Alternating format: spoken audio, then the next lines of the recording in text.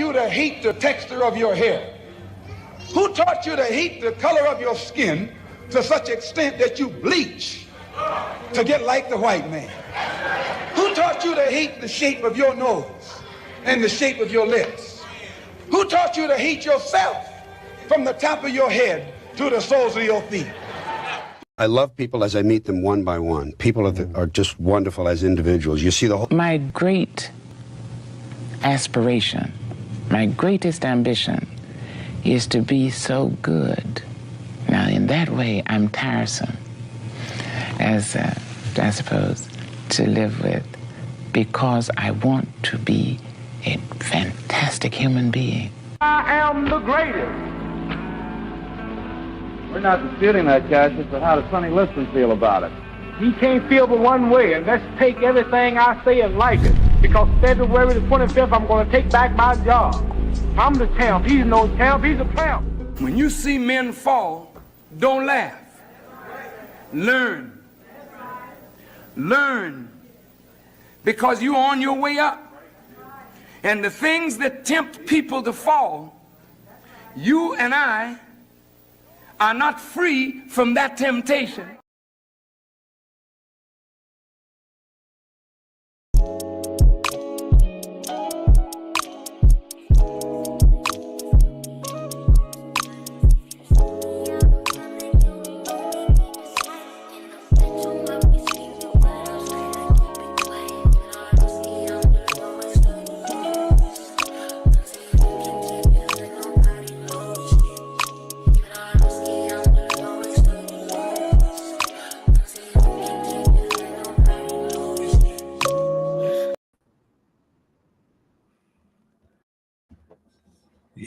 Yo. What up? Down the Marco. We here. Official 2025. The first segment for Miss Sydney is upon us, and I'm ready. I'm ready to learn something. Because I'll be honest with you, I didn't really invest too much into this particular subject, and that's on my end as far as holding myself accountable. It's one of those topics that I'm glad that we have someone here who is versed in it. If there's anybody else in the chat throughout this show that might know something about this in general, or if you have anything else that you want to add to it, you're more than welcome to. I'm going to let her get up here and do her thing. This is all about her. I'm just going to be here taking in the information just like the rest of y'all. So do me a solid, make sure you show her some love. If you have questions, comments, concerns, ask away. Doesn't matter if you're on Twitter. Doesn't matter if you're on Twitch or Rumble. Ask away. Let me get this on the screen real quick too, just in case you want to keep up and follow along moving forward. Any shows, any uploads, updates, everything's right there. So Sid, here you go. Let's get it. Talk to me. Hello. All right. So for those of you that are new to this stream or are unfamiliar with me being on a Wednesday, my name is Sydney Lindquist. I have my bachelor's degree in psychology and my master's degree in environmental education. I really love science. I love all aspects of science. My deepest interest would have to be natural disasters. I got introduced to disasters through various movies and documentaries back when Discovery Channel was really cool and the History Channel was really education based. And I love storms, earthquakes. And as I got older, I also started to learn about other types of disasters that can affect people, economic disasters, health disasters, and climate change as well. So this time we're going to be talking about the flu outbreak that you may or may not have been hearing on the news. This is the time of year for the flu anyways. I believe depending on your geographical location, usually it spans between, if you're in the northern hemisphere, it will be through the winter time to early springtime. I know our area, it peaks towards like February to March, but it does definitely pick up in January. I know for the South, or I guess the East Coast, it picks up a little bit earlier. It starts to show up more towards like early January. But yeah, we're here to talk about the bird flu, which is also called H1N1, because it's really, really ramping up. It's been detected in, from the last time I checked, 38 states. And most recently, Massachusetts discovered that it's widespread throughout their poultry population. So chickens, ducks, turkeys, birds raised for human consumption, essentially. But despite it being called the bird flu, I will mention that it's not just birds that it's affecting. It can also affect anything that eats birds, including people. Dogs and cats have also been particularly affected. I believe it was Washington. They lost over a half of their big cats. They lost tigers, lions, mountain lions, cougars, bobcats, servals, which are smaller type wildcats. But they've lost a number of their animals to the bird flu. And then there has been one single flu death in Louisiana. It was unfortunately a woman that had pre-existing health conditions, but it does show that this disease can kill you, especially if you are of an immunocompromised or otherwise health compromised position. So it's definitely something that we want to keep our eye on, especially because it is getting bad enough that even schools in Texas are starting to close because of the virility of the students. So yeah, it is definitely something that is becoming a problem. So bird flu and swine flu are very similar.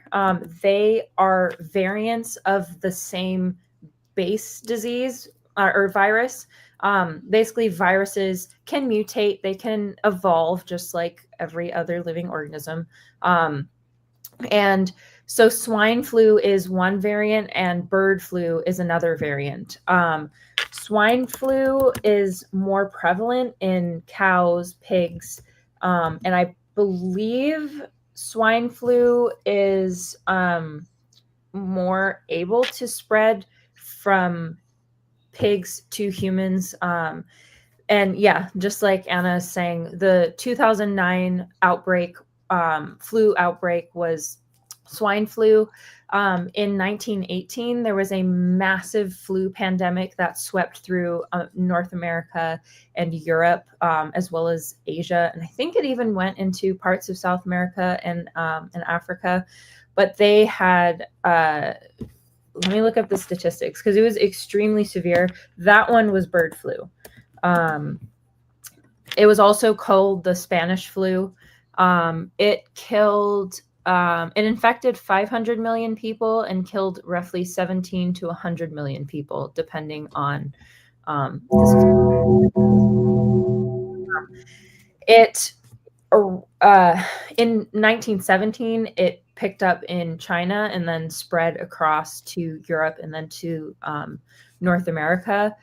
But yeah, it was very, very dangerous back then. But despite our medical advancements today, it is still a huge risk, as I mentioned, especially for people that are already immunocompromised, particularly with very young and very old individuals. One of the things that kind of got my attention was how quickly it's been or how many cases there have been. They have cases, and as I said, in about 38 states, and they found that the version that's affecting people is starting to show signs that it possibly could jump from person to person, which is really important because viruses are living beings that essentially they're very microscopic living beings that have to have a certain environment to persist. Think about it like probiotics in yogurt and stuff like that. They have to be at a certain temperature to be able to populate. And so they have to modify themselves to be able to change, to be able to transfer from one type of organism to a different type of organism.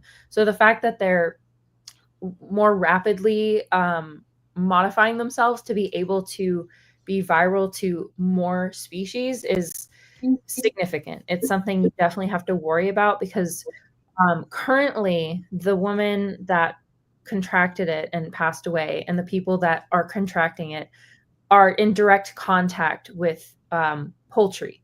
So you would be most at risk if you have pet chickens, if you work in a poultry industry, if you handle raw meat that has been infected. Usually factory farms are the most dangerous because they have packed like hundreds of thousands of animals all packed into the same space. So it's very easy for it to basically go through the whole population. But anybody that handles live or dead birds can potentially contract it. If it does modify so it can be passed from person to person, that is when we really have to worry about an actual like pandemic level event. So far, thankfully, it's not at that point. They don't believe that it can be transmitted from human to human. But viruses can mutate fairly quickly in terms of their lifespan compared to ours. Luckily, cooked food is at low risk. It does kill the bacteria, the high heat, especially frying. Very few living organisms can survive the process of frying, which is technically why the food loses its nutritional value when it's fried. But I won't get into that. But you would be safe if you cooked the food, handled it properly. Just in general, make sure that when you do handle meat, you are using gloves or at least very, very thoroughly washing your hands before and after while you're handling it. Wash the surfaces that it touches, the utensils that it touches, because H1N1 is just one of the many things you can get from diseased animals. So definitely keep that in mind. I also wanted to mention, if you are, or in general, if you come down with flu symptoms, it's best to notify a doctor's office before you go in, just so in case they have a protocol for people that are sick, you can do that, because it is very dangerous for somebody that is sick with a viral illness to go into a general waiting room and sit there coughing and sneezing, especially when there could be people that are on chemotherapy or are, as I said, immunocompromised if they have like AIDS or other immune system deficiencies. It can be very dangerous to expose them to that. So just for the safety of people around you, it's really important to, I know it's really unpopular, but putting on a mask will definitely help people if you have an illness, because it won't, a lot of it is like the water droplets from your lungs, your nose, and your saliva that can transmit this disease. So limiting that can help the people around you. Also, like using hand sanitizer when you touch doors. And that can also help keep you from getting sick as well. So even if you aren't sick, during flu outbreaks, some of the ways you can keep yourself safe are the same things that can help protect other people. Wearing a mask or using hand sanitizer. If you really feel it necessary, you can wear gloves. And just a suggestion that I've heard of, try going to the doctors in the morning, because at that point they've already sanitized the lobby, and you are less likely to get sick if you go early in the day than if you go at the end of the day, because we all know that common experience where you go to the doctor and then you end up getting sick because you were sitting in the waiting room around other sick people. So you can lower your risk by going earlier in the day rather than later, because then you're going to be exposed to less cumulative individuals who have been sitting in the waiting room, probably sick. Let's see. Do you have any questions for or anything that came to mind just while I kind of think of more stuff to talk about? I do have a question. Yeah. What's the difference in symptoms between your average flu and this? I believe, I'm just gonna double check to make sure I get it right. I'm pretty sure that it's very, very similar. For the most part, I think the only way you can really tell is by getting the test, and then they can tell you which strain that you have. But I think with bird flu, there is more of like a lethargy, being more tired. Let's see, compared to. I want to add just my 2 cents. Hospitals are supposed to be very, very clean. And I say that because I didn't work at a hospital, but I worked at a location where they were like they had armed guards everywhere. You had to check in every day that you went there. Every car stops. They check the cars. All that. You're not just swiping a card getting into the building. The way that the building was set up is you had to you had to have a suit, a special suit, special hat, gloves, items to go, these footies to go over your shoes. Mhm. Everything had to be airtight. Everything had to be covered. You couldn't wear jewelry. You couldn't wear nothing but your shirt and maybe like some jeans or something. Mhm. You couldn't wear nothing heavy. And before you before you step foot inside of the area that you were cleaning, you had to make sure everything was tight. You had to make sure you had all of your items. Um, you couldn't take anything or nothing could go inside that location Mhm. unless it was already thoroughly sprayed down even before you opened and took the seal off of it. You had to make sure everything was clean first. Then at, you got your solutions, your sprays. Then once you get to your location, you can't you have to step on this thing. Like they were very, very thorough. Mhm. It was like I thought anal retentive was a this is this they were very, very anal retentive, and but I understood it. Um, I couldn't do it because I moved too slow, and if you had to have certain stuff done at a certain time, there's no way I'm going to do 3, 4 different locations within 7 to 8 hours. Is from not Mhm. for me because Mm. this is just before you get into the building. Once you get into your Mm. location, you have color coordinated areas that you're responsible for. Then you have a login sheet where you have to do the time and how long it took you to do this here, what sprays and what it's like no joke. So Mhm.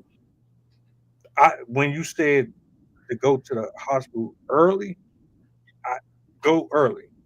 Go early. That's because it's over nighttime where they do all of this. Mhm. They they, they have to they have to start from the ceiling, Mhm. go to the walls, then they get the surface, they get the keys, they get the equipment, and it's like they use like a good solid three different um a solid three different sprays, all of them designed for something specific, and you can't just spray it and then wipe it off. It has to stay on there for at least 10 minutes before you can. So yeah, Mhm. just want to add that in there. And luckily, from my understanding, it's not as bad with the flu virus. But some diseases, some viruses, some pathogens, if you don't wipe out them completely first, they can come back stronger. And there are cases where diseases we become unable to eradicate the diseases because we've left survivors behind, and those survivors made stronger baby viruses. um, so it's very important to be thorough because um, we can unintentionally make diseases stronger. There is actually a concern. Um, this is relatively unrelated to the flu. It refers more to things like MRSA and staph infections. But there are strains of different pathogens that become completely resistant, pan resistant, where no antibiotics can kill them off. And if you contract it, you can basically there's nothing they can do. They can't give you anything, and they have to hope that you outlast the disease itself. Um, it's very dangerous. It's not very common yet, but it is a problem because there are a lot of vaccinations and cures for things that no longer work because they have uh, evolved past that and they've gotten stronger than that.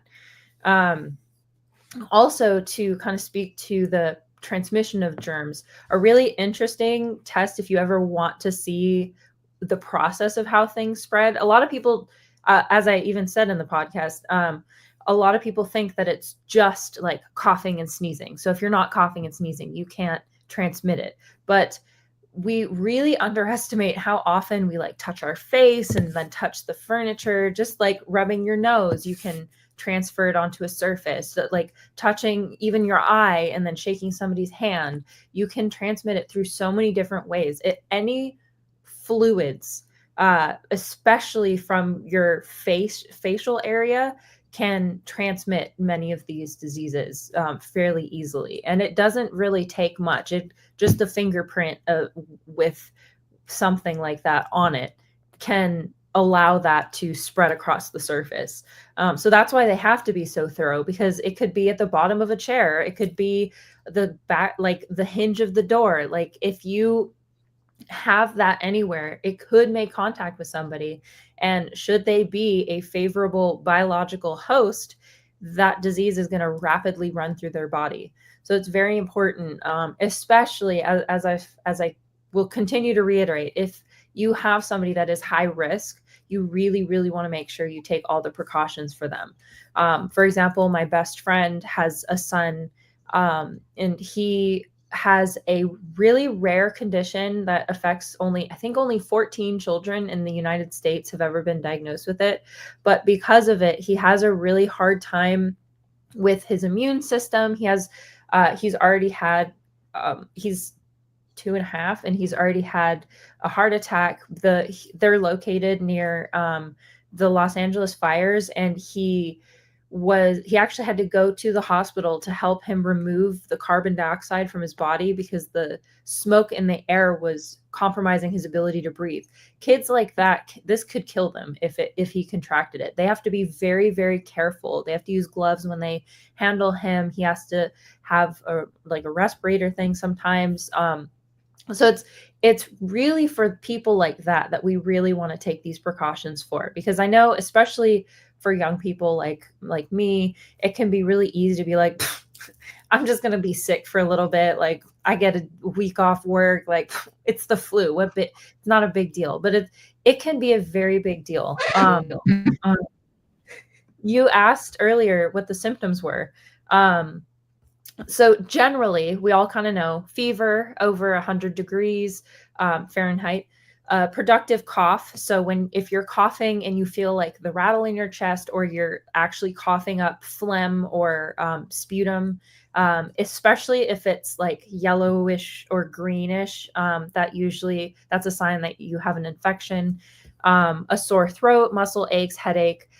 Shortness of breath, that's indicating that your lungs are already filled with fluid to some capacity. The harder it is to breathe, usually the more fluids are in your lungs. And that can progress into pneumonia. That's what pneumonia is. It's when you have fluid filling up your lungs, and so you're unable to breathe. And that is one of the ways that it can kill people, again, especially if you're older or very young. Fatigue, conjunctivitis, which is basically like pink eye kind of look, sneezing, emissions from both ends, and then tearing of eyes. But it does specify the difference between seasonal flu and bird flu is that bird flu is more likely to cause severe symptoms like pneumonia and organ failure. And people 100% underestimate even the regular flu can kill a person.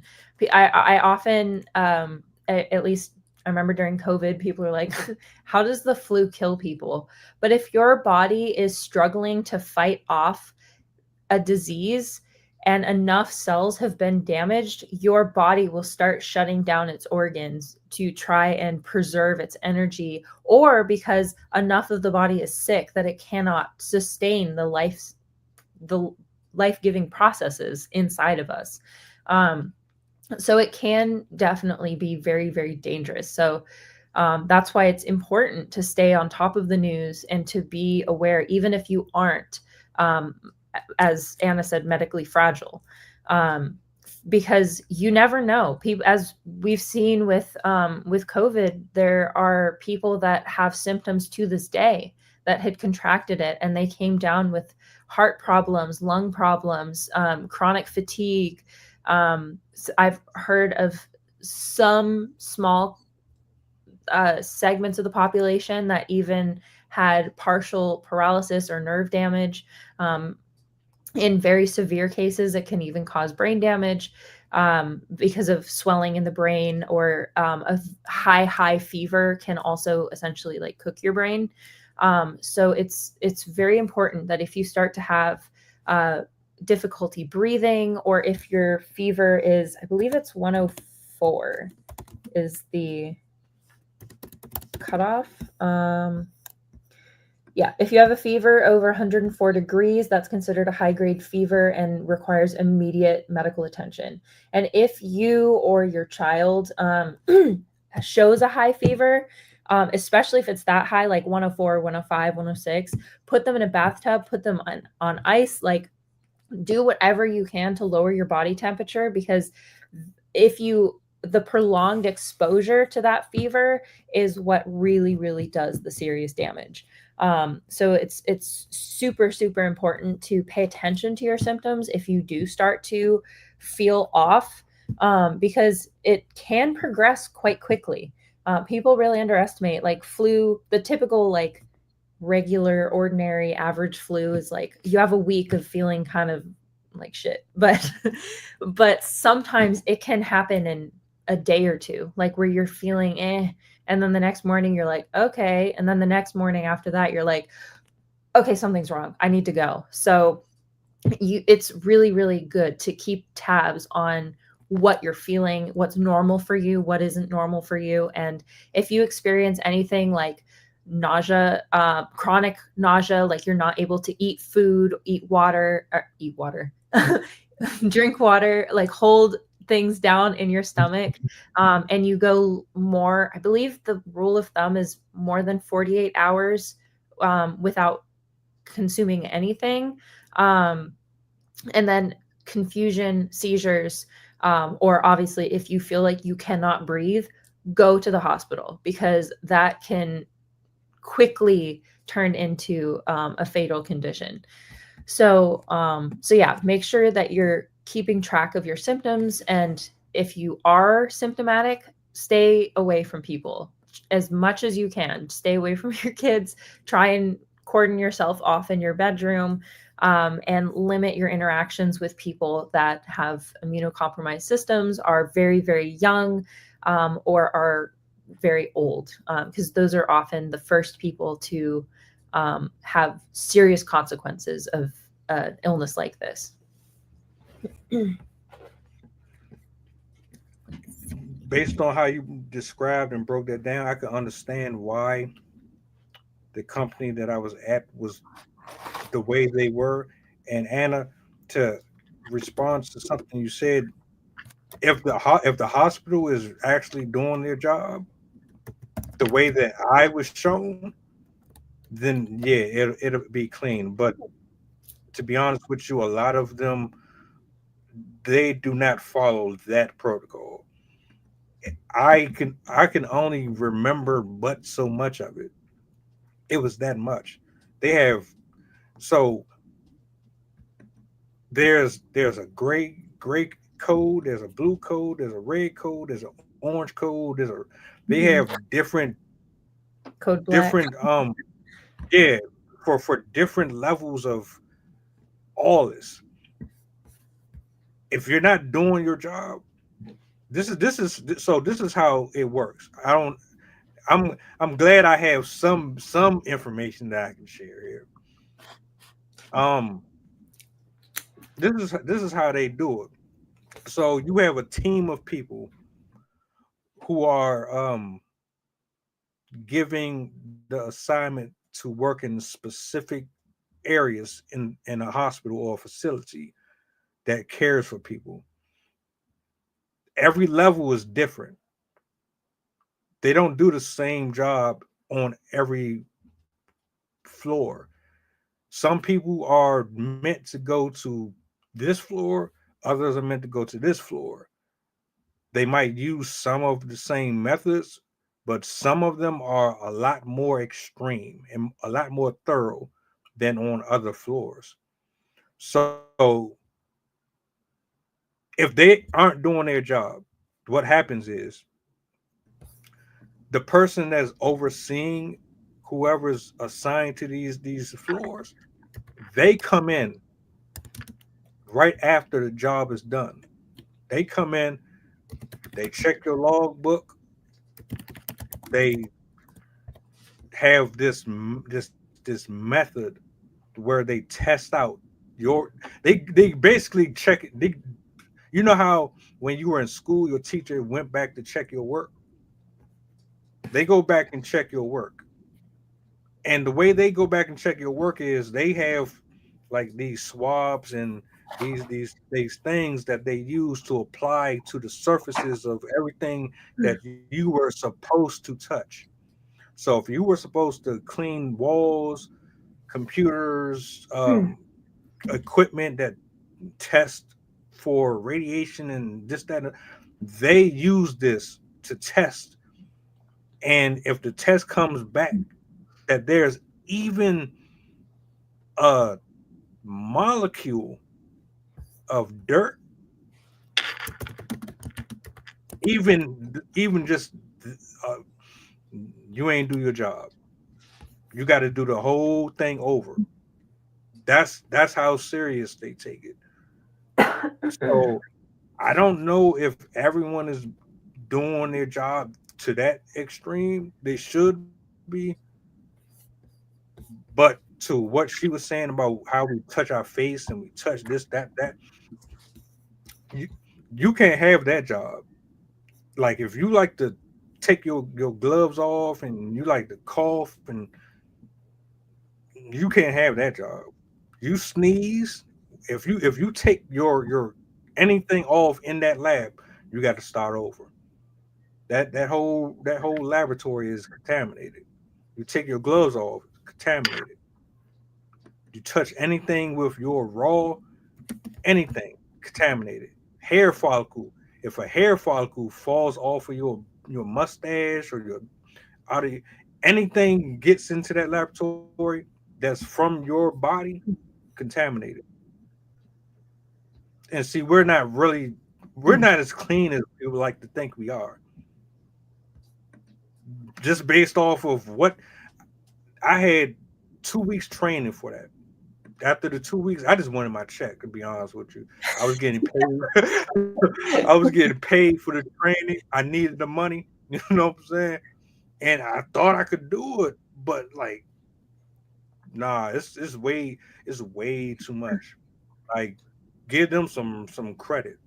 They got to do a lot to make sure that those facilities are clean. Now, I'm not saying all of them, but yeah.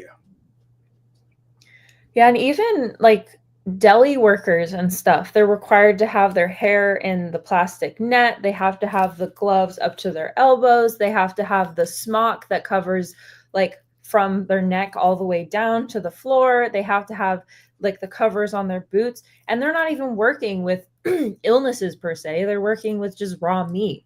But because of the potential for exposure, they still need to put all of that stuff on them to protect themselves.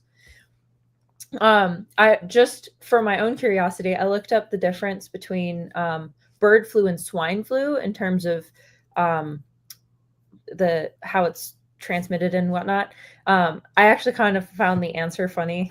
So it says bird flu, as I said, is through contact with infected animals. So if you're handling a chicken, a duck, turkey, whatever that has the disease already, you can get it from that, or if you consume the meat of an infected animal.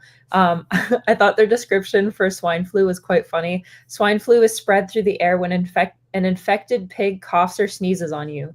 So I just thought that was funny. I'm just imagining some pig come up like and just walks away. Yeah. Like yeah. Earlier I mentioned how sometimes the virus can kind of go out of control. There's a terminology for it, so I just kind of wanted to go over that because that is what happens when people have the really rapid deterioration. So there is an immune response called a cytokine storm. Cytokines are basically responsible for immune system communication. They let the body know, like, hey, there's something here that shouldn't be in here. You need to do something about it. And it helps kind of coordinate our body's responses to pathogens and tells the cells like where to go, how to get rid of it and whatnot. But a cytokine storm is where the body basically overreacts to whatever is attacking the body. And that is very, very life-threatening. If you have a cytokine storm that is uncontrolled and untreated, it can cause damage to your tissues. It can cause organ failure due to inflammation. And it can increase in likelihood if you have an autoimmune disorder, or if you are have your immune system suppressed. For example, somebody that is getting a bone marrow transplant, if they're getting chemotherapy, if they are certain medical drugs as well, also can repress the immune system, and it increases your likelihood of having a cytokine storm. And some of the first signs is a very high fever, respiratory distress, and going into shock. So if you feel like you are almost like going into a trance, almost like you feel like you're going to go on, you can't respond to your environment if you are not able to kind of, it's hard to explain shock, because if you're in shock, you aren't really going to be cognizant of it. It's really going to be the people that are around you that will be able to identify if you're going into shock. But anything like that, it is showing that you are having extreme damage done to your body as a result of the disease.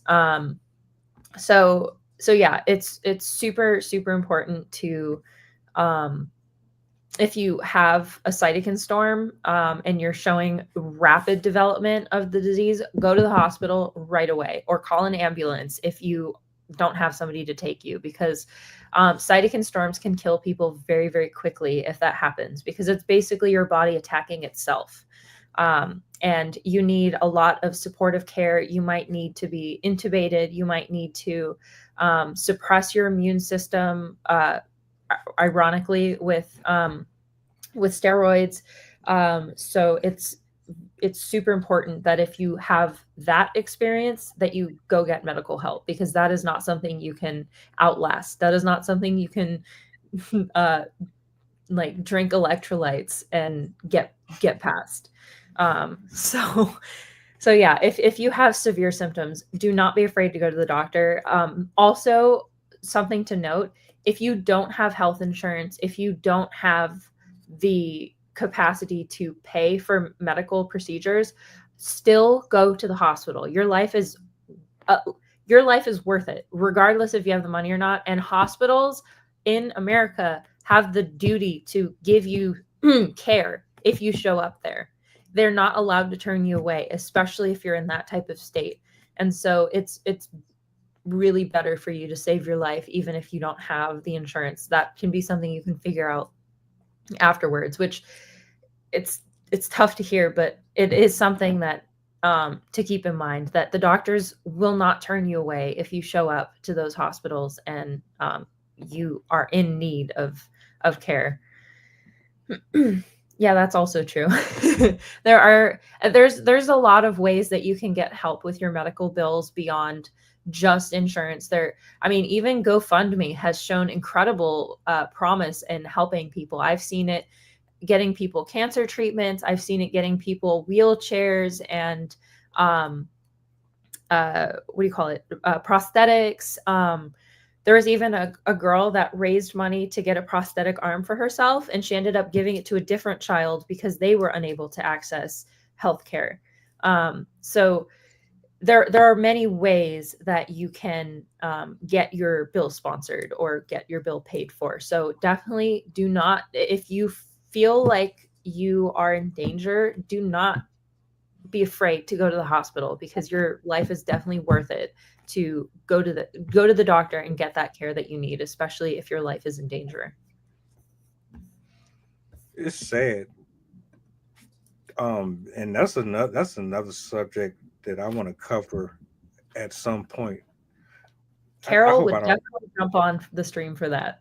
I was thinking, the healthcare in the United States, you know, I ain't gonna hold you. Like, I remember a few years ago, this was way before the pandemic, and my great grandmother, she had actually fell, and I was at work. She fell, she dislocated her collarbone.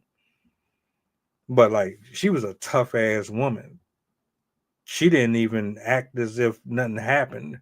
But it wasn't until like this shit started swelling up and you saw the discoloration.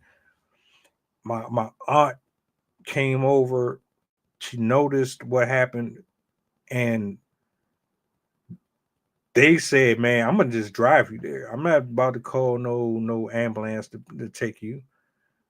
Because what are you thinking? Oh, this should about to be $500, $900 for an ambulance ride. What? It could be thousands of dollars. I think my dad's was like $2,000, and that was after insurance. Yeah, that shit is crazy, man. That shit is absolutely crazy. So I'm gonna jot that one down. We gotta come back to that one. But Absolutely. as far as symptoms and things of that nature, if I got sick, I just got sick. I would feel it coming on. I would pop me a couple Advil, and then I would just weather the storm. I was not going to the hospital. That's not how I was brought up. You laid your ass in bed, or you laid next to that toilet, and you caught the fade with the toilet. You you chucked anything that was in you that was making you sick, and you dealt with it. No matter how long it took. The hospital was the least priority. And I'm not saying that that's right, but that's just how I always was. That's how a lot of my folks was. If you got sick, you stayed in bed, you drunk plenty of water, fluids, ginger ale, uh, soup. If that's Electrolytes, what you they replace the electrolytes in your body, which are they basically help with the electrical activity inside your body. So if you are highly dehydrated, electrolytes are actually the best way to go, because sometimes if you're super, super dehydrated, your body won't even allow it to, like, you can't absorb the water properly. Chicken soup is also fantastic. Chicken broth. One of the best methods is just like getting a whole chicken and boiling it in water and then drinking that juice concoction, because it has all of the essential like fats, amino acids, nutrients and stuff that you need, and that can be incredibly useful especially if you haven't been able to eat properly. Those are all really good methods to use that you mentioned. that's food.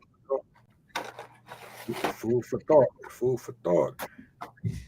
That's Uh, actually what sports people use, like Gatorade and um, the like electrolyte type drinks, because they are obviously they're active. They can't be eating during a game. And so that's a really good way for them to replenish a lot of what they're losing through sweating. And basically, when you use your muscles, you're burning off the essential amino acids, nutrients, all that stuff inside your body, releasing it into your system, your blood supply, your lymphatic system, stuff like that. Um, and so that is a quick way to replenish those lost nutrients and kind of give you your energy back temporarily. It's also good, just a random side note, when you make an emergency kit, which I suggest everyone does, no matter where you live. It's always good to have an emergency get out of harm's way type kit. Have electrolytes in there, because if something happens to you while you are unable to access your home and access potentially your documents and your medical care facilities and stuff like that, that can be very life-saving to have that on hand in case somebody does get sick.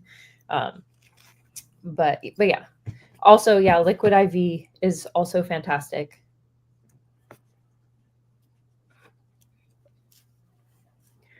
I've put a lot of more. I've put a lot more faith in the hospital over the years. I mean, the older you get, you're not so neglectful of yourself. You want to eat healthier because you want to live longer. The only way that you can make that a possibility is to change your diet and be a little more conscious of what you're doing, what you're touching, what you're intaking, all that.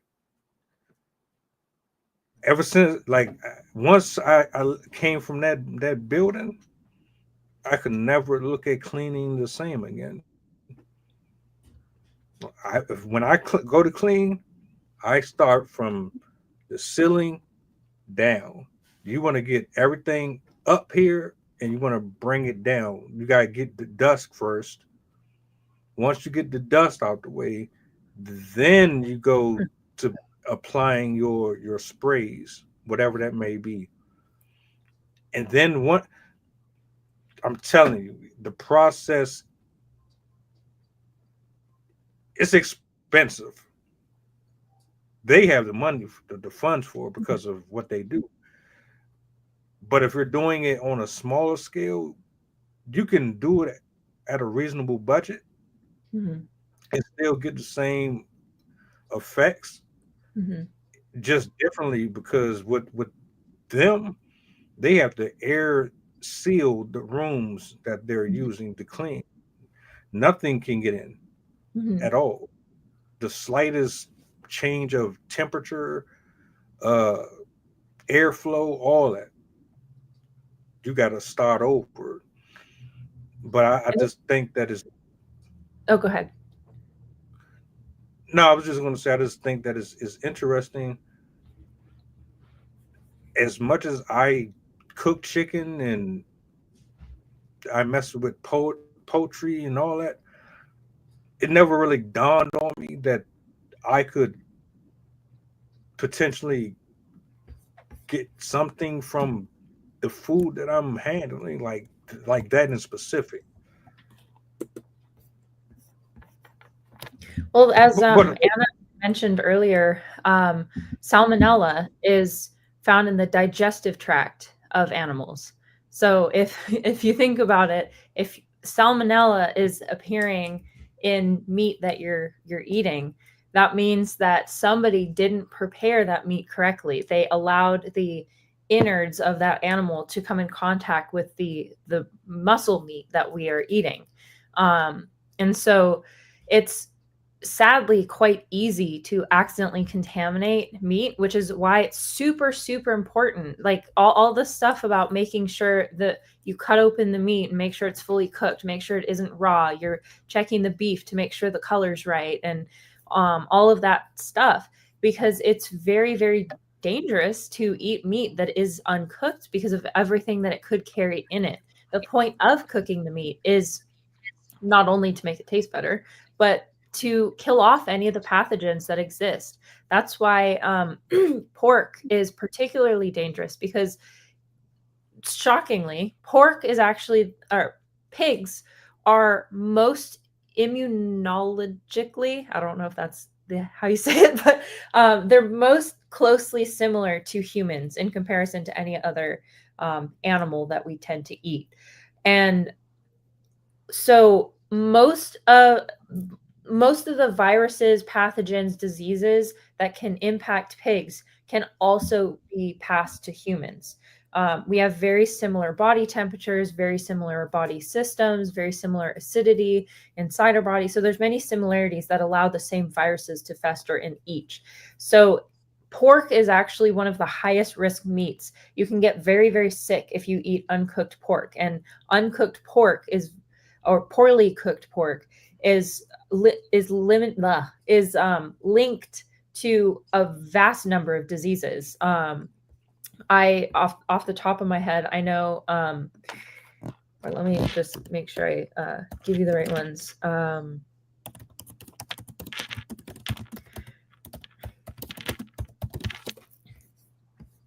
I can never pronounce it right. Trichinosis.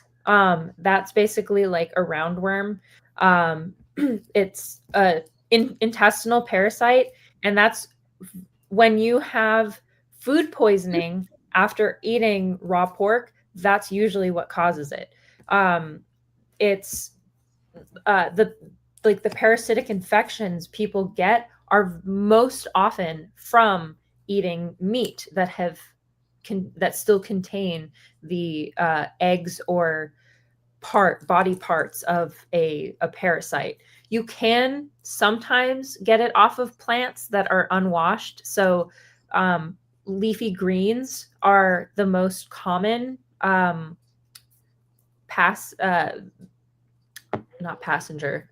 carrier of a lot of some of these, because they're close to the ground. They're in, like, literally in the dirt. And for the most part, you're not going to cook lettuce. A cooked salad does not sound very appealing. So most people are eating the raw lettuce. And so it's salad greens are the most common. I totally lost the word again. Carrier of a lot of these viruses, almost just as bad as raw uncooked meat. So that's also something to keep in mind. Like if you love leafy greens, if you're eating spinach, if you're eating various types of lettuces, like raw parsley and stuff like that, make sure you wash those very thoroughly, because you can also get them from plants, because not only are they in the ground, but everybody has to go. So they're going to go on top of the plants. The birds are going to poop on your lettuce. So you need to make sure that you're cleaning the vegetables that you eat as well, especially if you're going to be eating it raw. So yeah, that's also something to keep in mind, is it's not just meat that you can get it from. It is also lettuce, or if you're a gardener and you're touching soil, if you're a farmer, you're touching soil, you can also get it from the ground itself. So basically, if you work with or consume things that are exposed to many of these viruses, you are at higher risk of contracting them.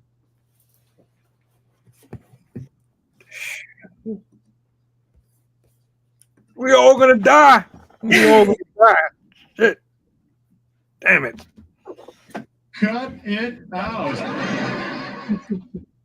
I will say, in terms of vaccinations, I know it's a very taboo subject because a lot of people question what's in them and whether they work or not. One of the key things I like to mention is vaccines don't prevent you from contracting the disorder, or I mean the disease. What they do is they familiarize your body with that particular pathogen. They remove the living part of the virus, so it's dead, and they inject it into your body. That way your body's able to see it and understand what it is, and so it reduces your likelihood of having a severe reaction if you are exposed to that particular thing. So getting the flu vaccine is not going to keep you from getting the flu. What it does is it's going to prepare the body for if it does get the flu, and it could lower the severity of the symptoms and the length of time that you are sick. And I know people really can be against vaccines, but again, if you are around people that are at risk, it's really, really important that you do get that for them, because the risk of there are cases where vaccines can cause damage to the person because it affects their immune system and it causes a reaction in their immune system, but it really, really helps keep people around you safe.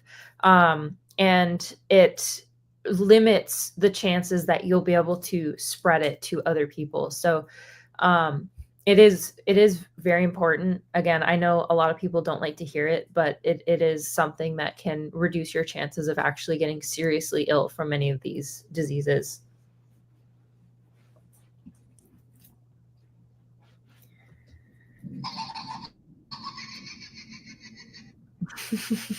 Hey. In other words, clean. Mm-hmm. Well, my folks used to always, my especially my great grandmother, she loved cleaning the greens.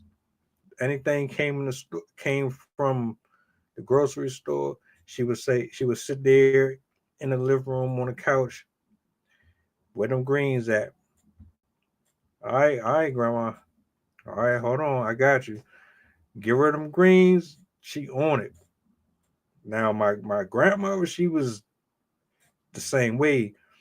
I don't know what it was about pigs and chitlins and pig feet, and I don't know what it was about that crap that they liked, but they enjoyed it. It was never my thing.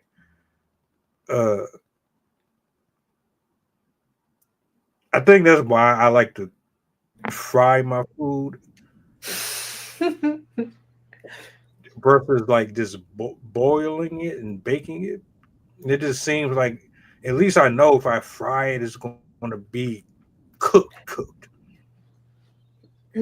When you bake and boil, you gotta know how long to leave it on, and if you take it out too soon, you might end up chewing into blood. Yeah. No, you can have the pig feet. I'll pass on that. You can have all the pig feet you want. I always wonder what, I mean, I guess it was probably out of necessity, but what made people look at those things and said, I could eat that. That was probably just coming from me and my modern world. But I've always wondered like some of the things that people eat, or like I know in parts of Eastern Asia, like chicken feet are super popular. I've never understood that. I'm like, they're so bony. Like, what is there to eat besides just the bones inside their feet with chicken leather over it? Yeah, don't if you like to eat exotic shit, don't invite me nowhere because I'm hella picky and you're gonna be thoroughly disappointed. Thoroughly. I'm gonna stick to what I know. And you can have whatever it is on the menu that you want. I have nothing against it. Just More don't come on. Yeah, exactly. I'm not eating alligator. I'm not eating caterpillar. Hey, alligator tastes like chicken because they both descend from dinosaurs. So they're both we're tasting dinosaur. I'm good on Dino. Yeah. So you mean have you seen what a Komodo dragon eats? Mm-hmm. They're actually Komodo dragons are actually like their bites are highly dangerous, not because they themselves create poison, but because they eat carrion, which is dead animals. They have so much bacteria in their mouth that if you get bit by a Komodo dragon, you're more likely to die of an infection than anything else. You can get like a whole host of different issues if you get bit by a Komodo dragon. It's quite gross. That's how they kill their prey, actually. They bite the back of their heels or their legs, and then they basically just wait until they die. They just stalk them until they pass out, and then they eat them. And then they also are like herders in a way where they go as a group, and so then they just like all converge on the animal and eat them. Yeah. I don't like that much. Hey, you can call me weird all y'all want. I don't care. I don't like pig feet. And Komodo dragons do. I will watch. Yeah, I've watched a number of them. They eat goats and everything. Like the shit be it'll make people throw up. I just be like, all right. I mean that's neither here nor there though. I don't even know how I went. I was just saying like if you think that dragon or you said dinosaurs and shit, if you like that shit, then you won't have no problem with the Komodo. You'll eat a Komodo dragon too.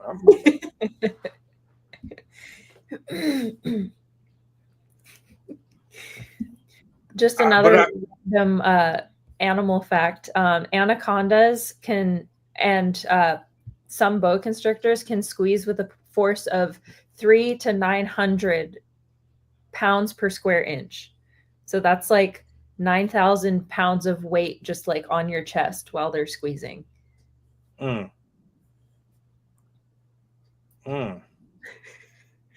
I'm like, I don't like reptiles. I love animals, but I'm cool off reptiles. I would hate to be one of them. I'm not taking no shots at nobody. I would hate to be one of those explorers who go purposely looking for anacondas that exceed the world record, the ones that are Mm-hmm. big enough to eat humans whole. Mm-hmm. Like that's crazy to me. Y'all really be asking to get fucked up. Yeah. Like you're really going out. I'm not that fascinated. Like I'm really not that. I remember watching one video where they were trying to antagonize a python. The python was like damn near 10 feet long or something like that, and they were trying to purposely get it to swallow the dude whole. They were trying to get the snake to swallow the guy whole, Is he and gonna like film it or something? yeah, they were filming the shit. Like, what the hell is wrong with y'all? What people do for clout. Yeah. I would never.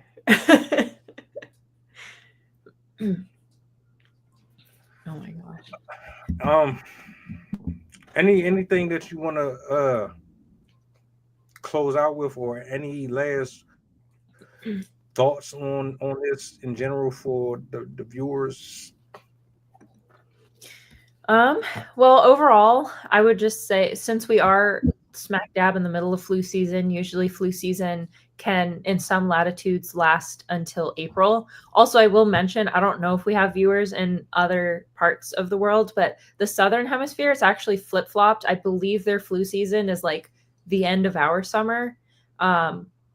But we want, like, in general, you will want to keep tabs on what's happening with the flu season, especially if it's in your area.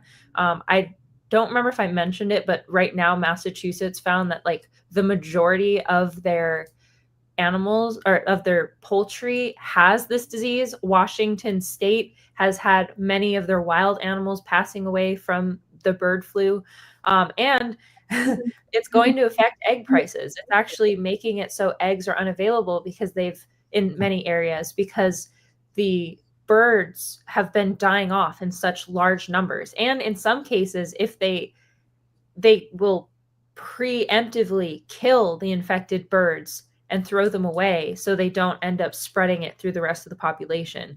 So in the next year or so, within this year, we're probably going to see a price hike on chickens, on duck, on turkey, on eggs, and stuff like that. So it does affect us, even if we think that it doesn't. It affects our access to food. It can affect our safety while eating food.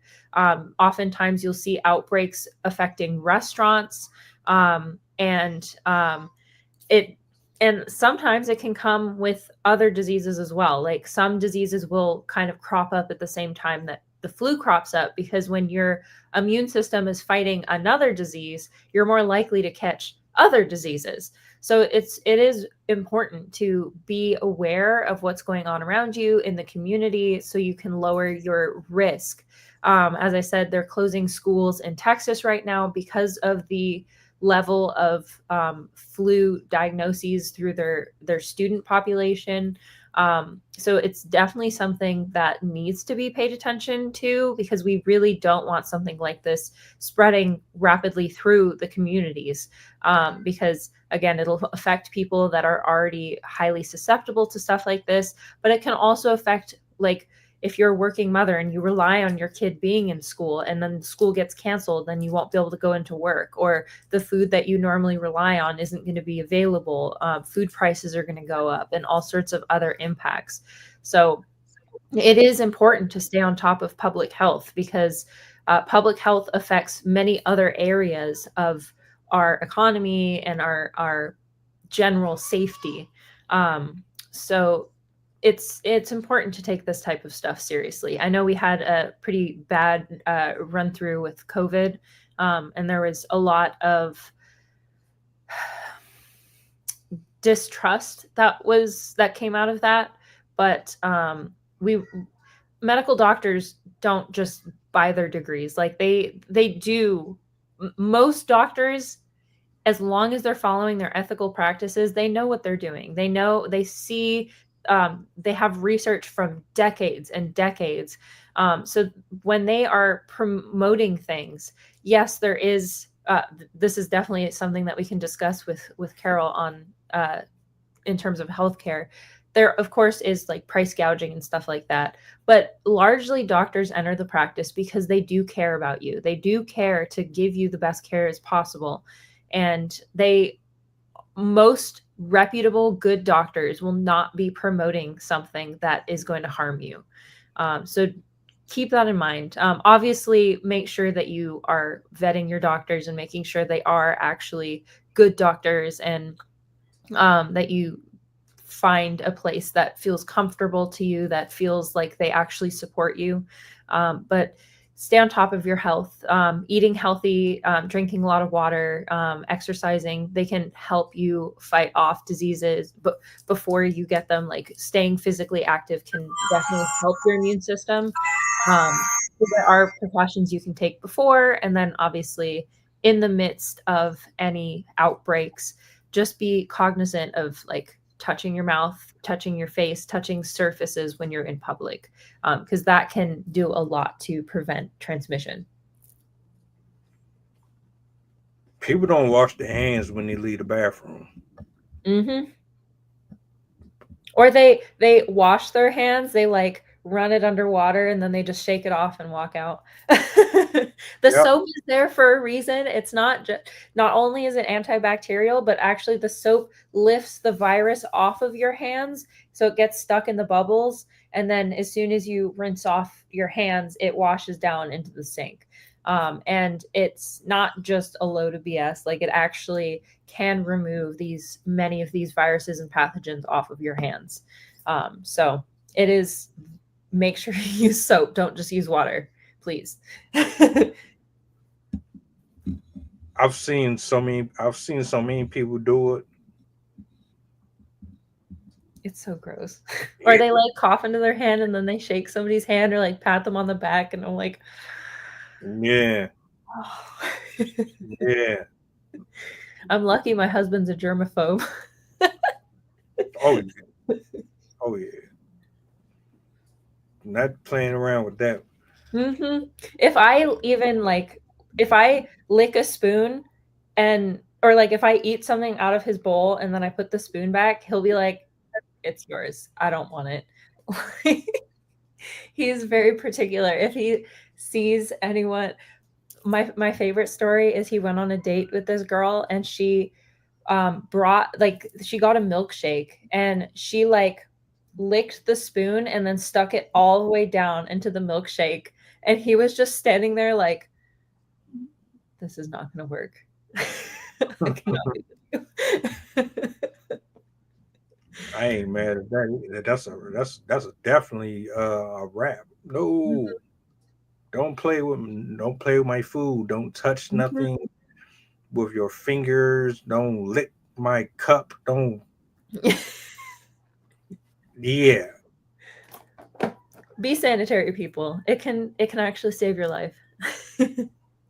Please. I think we pretty much covered everything, though. How you feeling? I think this was a pretty good start. Pretty good start. I definitely learned a lot from this discussion. That's my goal. I hope y'all got something out of it. Anna, as always, pleasure to have you on. Yes. Amazing questions. I'm glad you shared some of your whimsical experiences with us, especially the one where they cough in your mouth and while you That's also true. I know that I when I read that my jaw dropped. I'm like,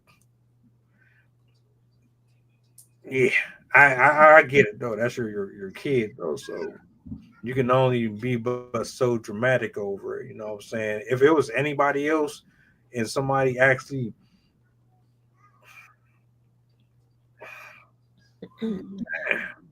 As my favorite quote that I heard recently from a pastor said, people as adults can let anyone do, like, we often let people do things to us and we don't really do anything about it, but do it to our kids, not gonna happen.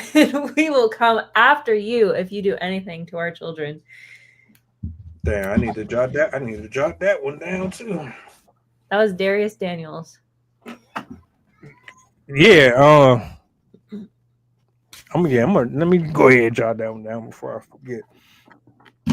Also, thank you, Anna, for sharing your story about your child. I'm sorry you have to go through that, but I appreciate you sharing everything about that. That was very useful to the stream as well for anybody that doesn't understand the dangers that people that are immunocompromised can face, especially in a time like this, if a disease is kind of making its way through the population. So I appreciate that input.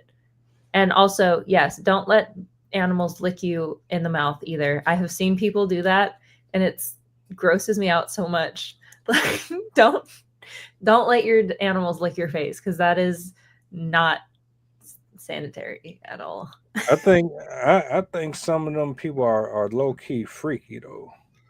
I mean, dogs lick their butts. Like, come on. Yeah. And eat their own feces. Or like Right. lick stuff off the floor or drink from the toilet. I'm like, oh God, no. Yeah. Y'all some. I ain't gonna do it. I'm gonna chill. I appreciate y'all for hanging out with us. Absolutely. If you have any other topic suggestions, feel free to let us know. I obviously love covering anything under the umbrella of science and history. So if you want to know more about something, if you want to understand stuff that's coming out in the science world, or stuff from history or whatnot, I would love to answer any questions that you guys might have. My goal is to really disseminate as much scientific knowledge, impart knowledge as I can. I know it can be very, very difficult to kind of figure out what's happening and what science is accurate and what's not, especially given the type of discourse that is available online today, where there's so many like naysayers, deniers, like grumpy old people that just want to yell at you on the internet. Like, it can be very hard to figure out what's true and not. And so I will always do my research. I will always make sure that I'm choosing sources that are reputable, that have done this research and have based their work on actual scientific credibility. So if you have any questions, I'd love to address anything that you guys might want to know more about. Thank you for joining my first themed stream. Right on. Well, hey, look, y'all enjoy the rest of y'all evening. Me and Jason will be back tomorrow. Oh, I am looking for one more. I was going to do a panel. I was looking to do a panel of 10, but I'm going to keep it simple and I'm going to downsize it. All I need is one more woman and maybe one more guy. When is it? Let me see something. Email me, hit me up, talk to me. We'll make something happen. I'm not just bringing nobody up here. By the way, it's going to be some thorough screenings. I've had a lot of different folks up here that's been dope. But for what we do, I just want to have a diversity. So, great show. I'm not kissing any animals, and I'm not eating anything foreign. Do me a solid. Push the goddamn button. Push the goddamn button. Like, share, subscribe to the channel. Thank you for the support. We'll be back tomorrow. Anna, we'll talk. Hit me up. I'll be back Friday. Oh yeah, the virtual open mic returns. Yes. I'm looking forward to it. So y'all make sure y'all lock in for that one. If we got any pulls out there, y'all want to pull up, let's work. Oh, and damn, I forgot. I got my brother pulling up on Saturday for an interview. Ooh. And he might be joining the panel. So y'all be on the lookout, man. We cooking up some stuff slowly but steady. Yeah, enjoy the rest of your evening. Drive safe. Don't have road rage, and like you're gonna get to if you leave out on time, you won't have to worry about getting rushing. So I don't know why people do that. Anyway, y'all be easy, man. Cut it out.